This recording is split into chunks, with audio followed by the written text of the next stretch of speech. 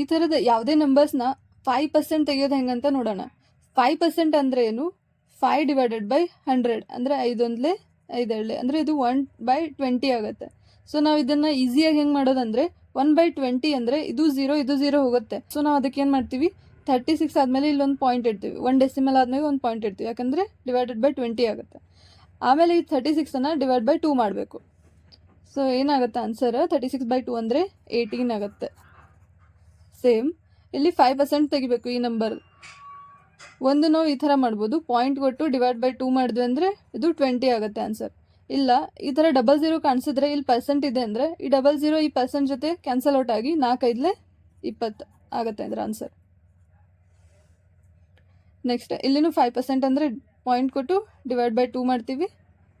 2 ಎರಡಲೇ 4, 2 ಒಂದಲೇ 2, 2 ಎರಡಲೇ 4, 2 ಐದಲೇ 10 ಇದಾಗುತ್ತೆ 21.25.